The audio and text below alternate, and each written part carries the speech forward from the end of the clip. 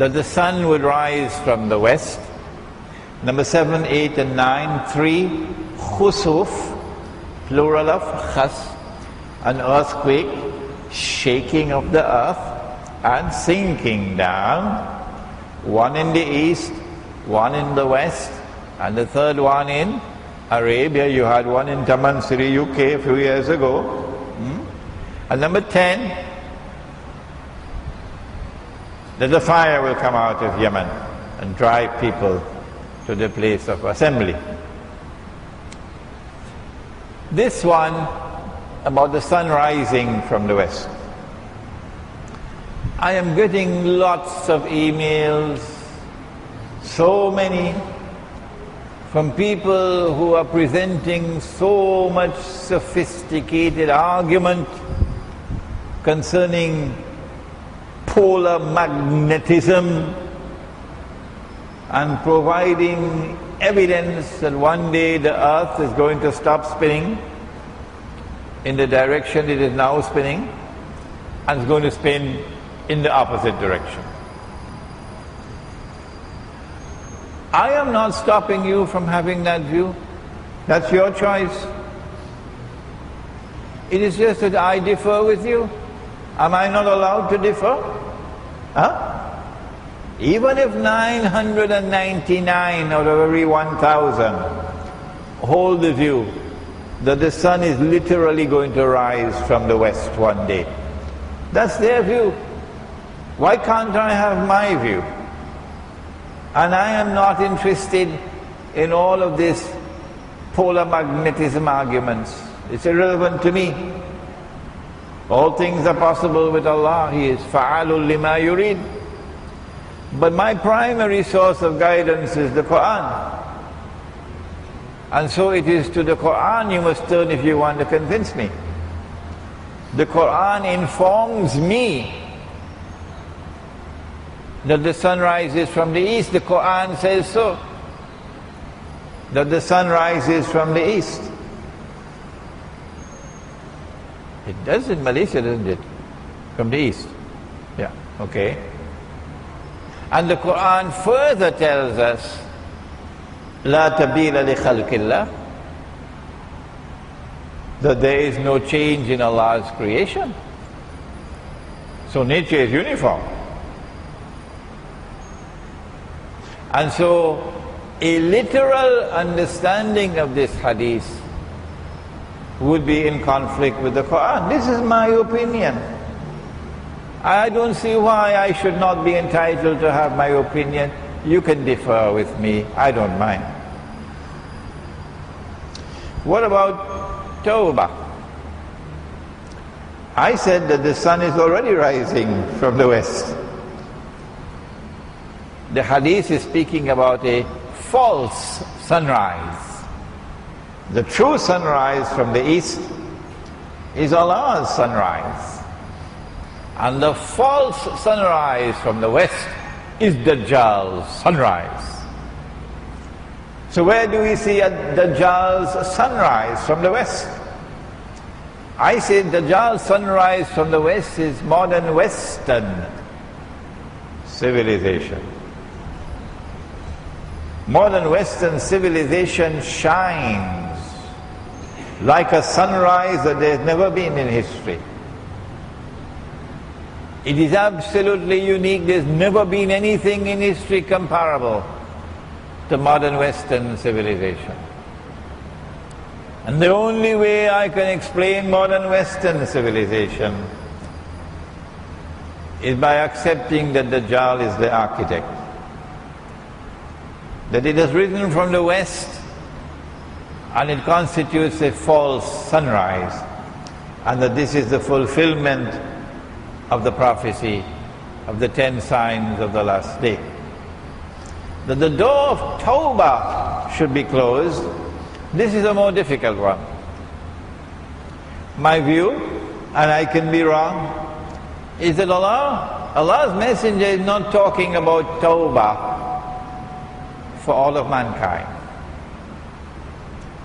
In Akhirul Zaman, one people stand out. One people. And they are Banu Israel. And they have consistently said they will not appear before Allah on Judgment Day singly for judgment. No. We know that we will go for judgment one by one, each person singly. But Banu Israel says, no, we are the chosen people of Allah. And so we are going to be judged as a people, not as individual Jews. And as a people we'll get salvation, and as a people we'll all enter into Jannah. So it is as a people that the door to Tawbah is now closed for you. And now Tawbah is available only for individuals, not for the community. And Allah knows best. Can we consider HAARP, H-A-A-R-P, as Dajjal's means on controlling the weather? Oh yes, no doubt. The Prophet said that Dajjal is going to control the weather. He caused the rain to fall, and he stopped the rain from falling. And so the Western control over weather today is certainly the fulfillment of that prophecy about Dajjal's control of the weather.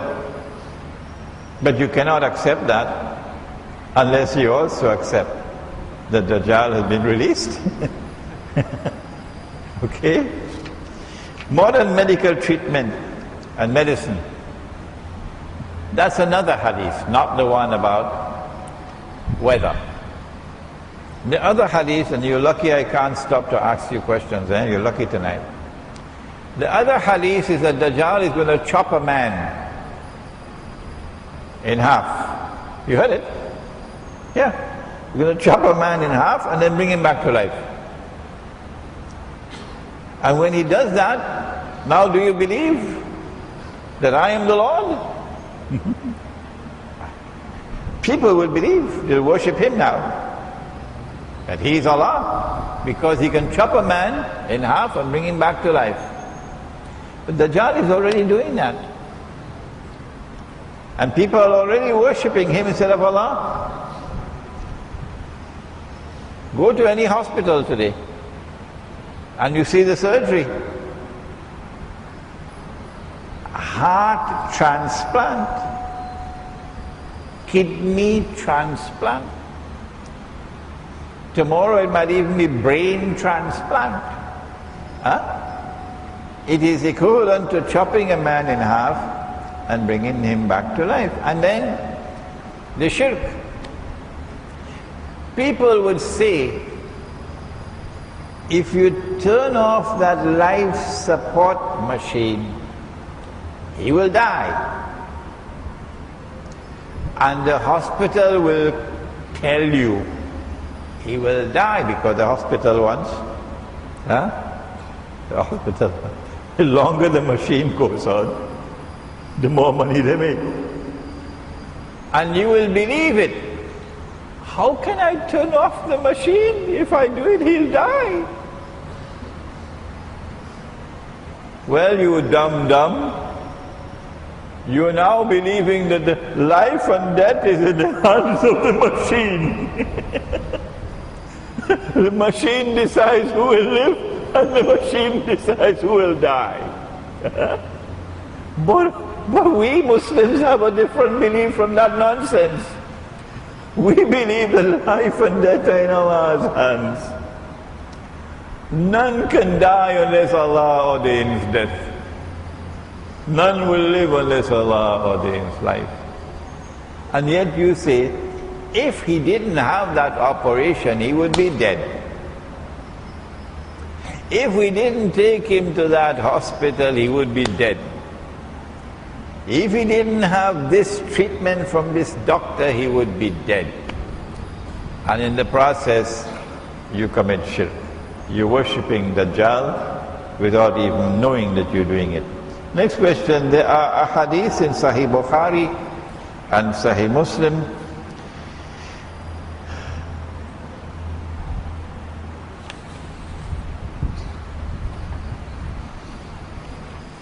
Okay. He wants to know what criteria do I use for choosing some ahadith pertaining to Akhirul Zaman and to interpret and explain them and not mentioning other ahadith. Well, I already explained that my knowledge of the subject is increasing one step at a time, little by little, little by little. It is Allah who gives understanding. If you're constantly thinking and thinking and thinking, my wife complains. Oh yes, even when I'm with her, she and I alone, the man is planning another lecture. He's writing another book.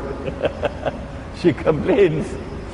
So, if you make the effort, then one day Allah will give you. Sometimes I go into the bathroom. When I come out with a new idea. So it is only as knowledge advances that I'm able to understand a hadith. And if I do not speak on a hadith, the implication is that I'm not as yet comfortable that I have penetrated that hadith. There is a well-known Sahih hadith in which the Prophet ﷺ said that you're going to make an alliance with Rum. Is it in Surah Rum? Rum.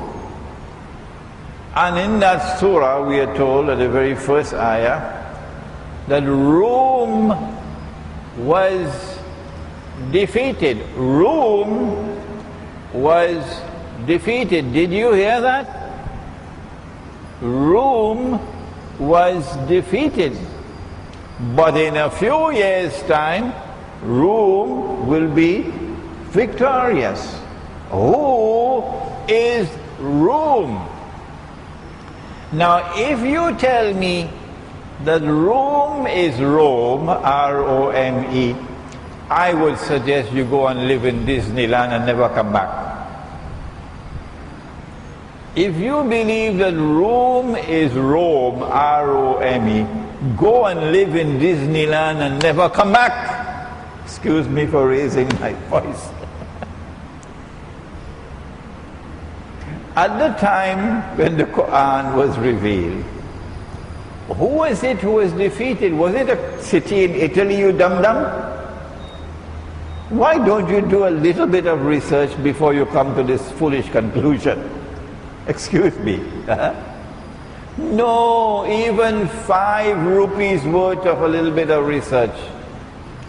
You'll know that when the Quran says that Rome was defeated, the Quran was not talking about a city in Italy called Rome. No. The Quran was talking about the Byzantine Christian Empire, which had its capital city in Constantinople. I mean, only 5 minutes worth of research you need for that. And so don't use the word Romans. No, they're not Romans. Romans are a people who have some kind of a connection with Rome. Otherwise I have to change the English language. And these are in Constantinople. This is not Rome. So these are not Romans.